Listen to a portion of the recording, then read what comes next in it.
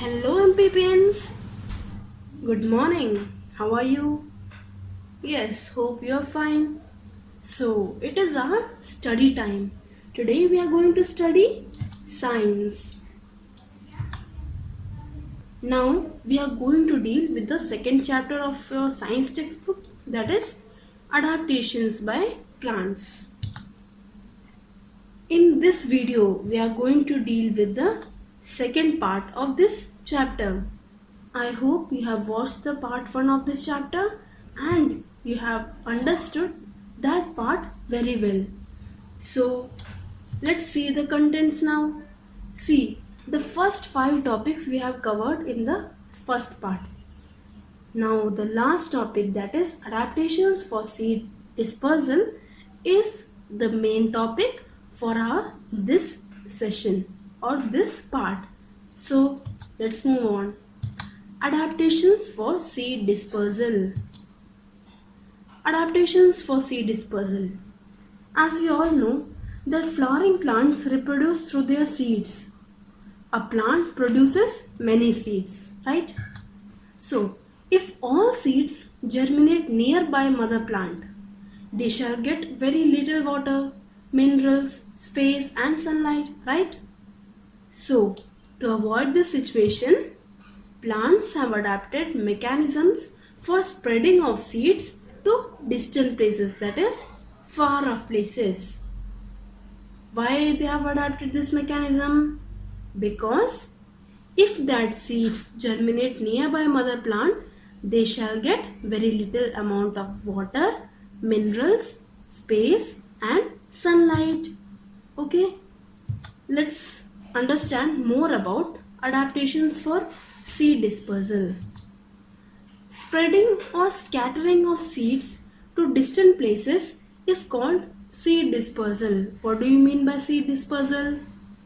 Spreading or scattering of seeds to distant places is called seed dispersal. In the word itself, the meaning is hidden. What is that? Dispersion of seeds to far off places is known as seed dispersion. Okay. Seed dispersal takes place through different agents. Okay. Like in our day-to-day life, we come across many agents. They can be either to buy a land or any property or a house or to assist a lawyer. There are many agents. So, in the case of seed dispersion also, there are many agents like wind, water, animals, etc. Seeds are adapted to dispersion or seeds are adapted to dispersal by certain agents, like we will study these agents one by one in detail. Okay, see the first one, dispersal by bursting. On drying, balsam and pea capsules burst suddenly. On drying, balsam and pea capsules burst suddenly. Have you seen balsam flower? It's very cute to see. If you get a chance to see balsam flower, never miss it, okay? Because it is such a beautiful flower. When this flower is dried off, then the seeds in it burst out, okay? When the pea plant or pea pod dries off, then the pea seeds inside it burst out. Their seeds are scattered to a considerable distance, that is to distant places. Then a cone of pine dries and opens to liberate its winged seeds. Have you seen pine dries? I will show you. See, the first one is balsam. When the balsam flower is dried, then it will be converted into this form. See the seeds in it. After finding a suitable condition, these seeds burst out. See the second picture. I think you all are familiar with it, right? It is pea. When this pea plant or this pea pod gets dried, then the pea seeds burst out. Now, the last one, what is this? I have told you earlier that I will show you the picture of pine rice.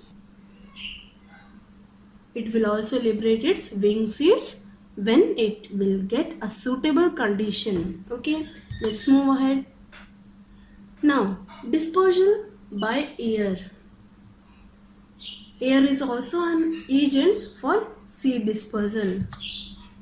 Small, dry and light-weighted seeds are carried away by wind.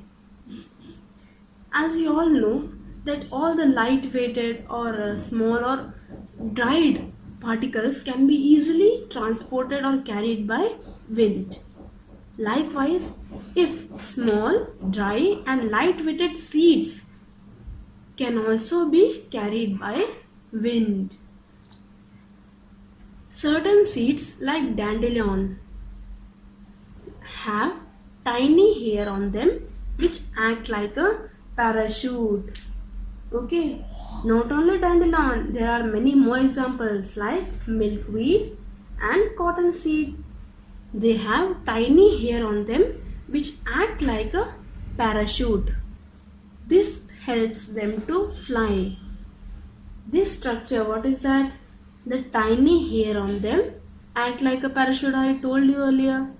So this structure helps them to fly or to get dispersed. See, here is a picture of dandelion plant. The seeds are carried away by the wind and get dispersed to far off places. Okay, let's move ahead.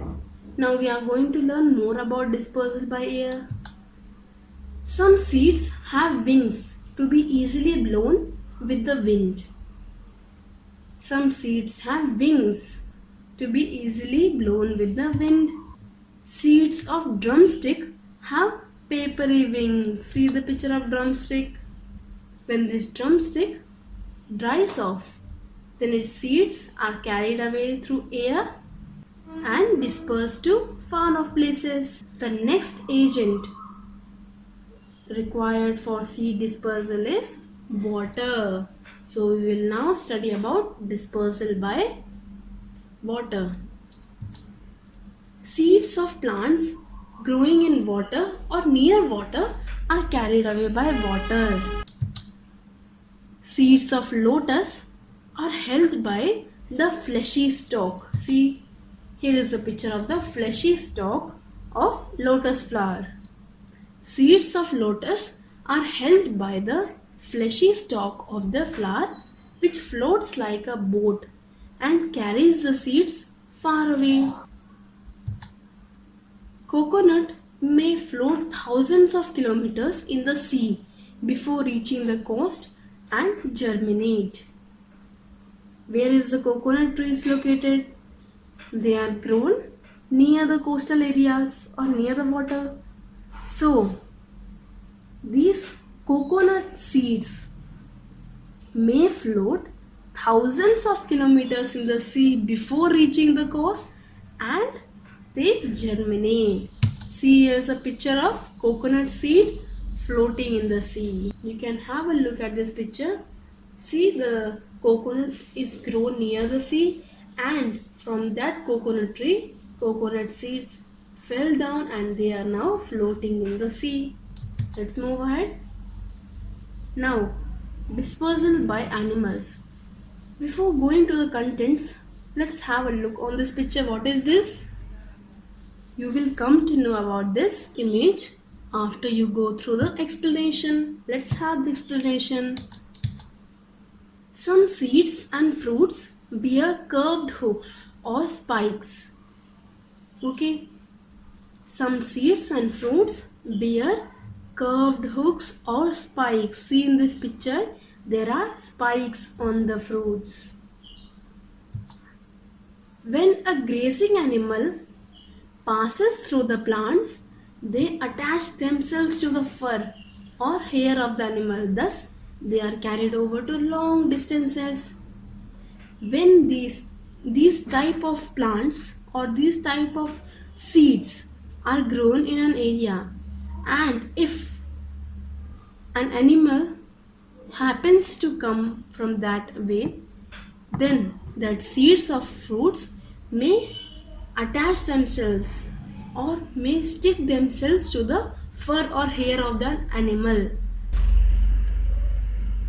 and wherever the animal moves, the seeds may fall. Thus, they are carried over to long distances. Example, xanthium. Now you have got the answer.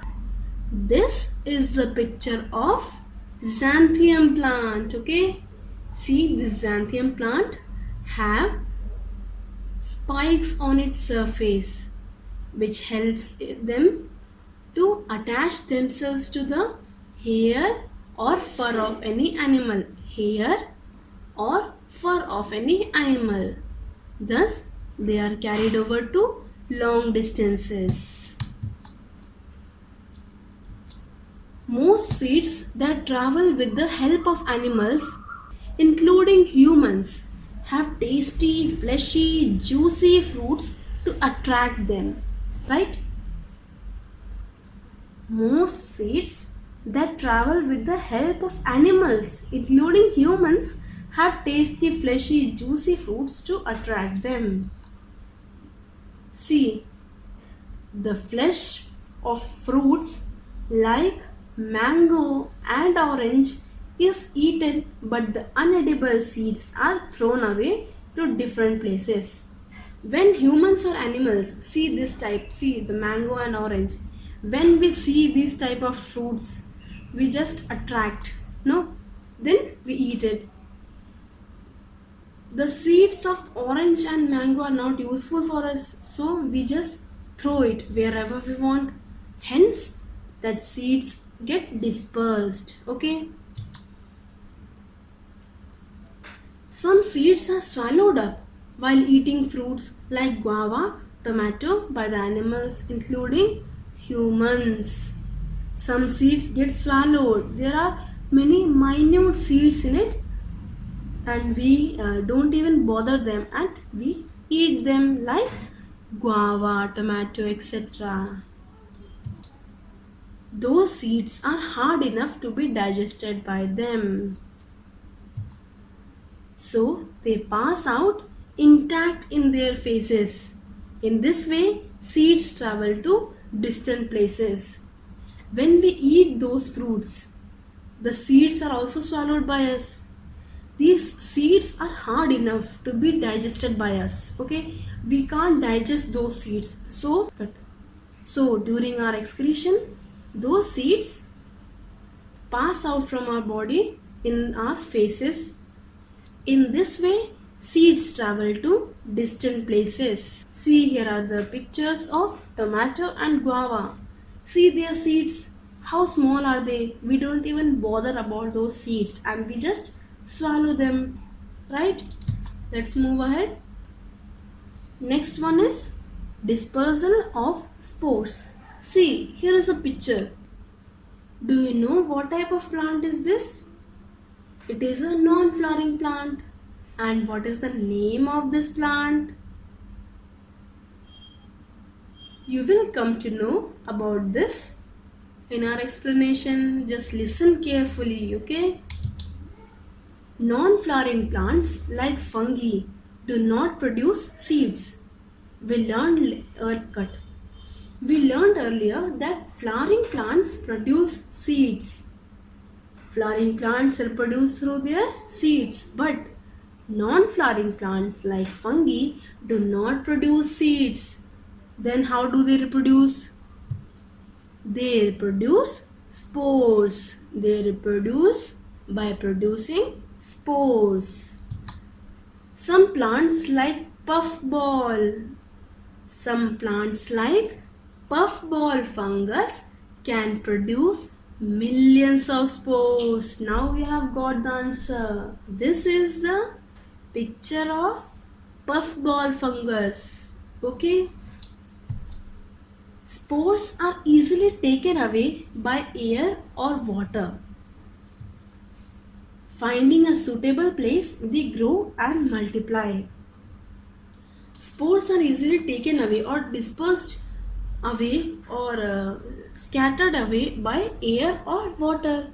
When they get a suitable place or they get a suitable condition, they just grow into full plants and multiply and reproduce. Now we have come to the end of this chapter. We have completed part 1 and part 2 both. Now let us have the revision of the topics which we have learned in this chapter. First one was adaptation for getting sunlight.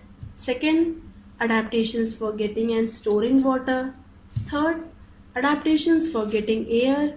Fourth, adaptations for getting food. Fifth, adaptations for protection. And the last one, adaptations for seed dispersal. Let us recall what have we learned. First, plants develop certain characters to live in a particular environment. These characters are called adaptations. Plants need adaptations to get sunlight, water, air, food or protection. Dispersal of seeds avoids overcrowding of plants and competition for food, water and light. Seeds are adapted to dispersal by certain agent. Seeds are adapted to dispersal by certain agents like wind, water, air, animals, etc. Bursting, wind, water and animals help to disperse seeds as well as spores. Okay, now let us wind up our chapter here.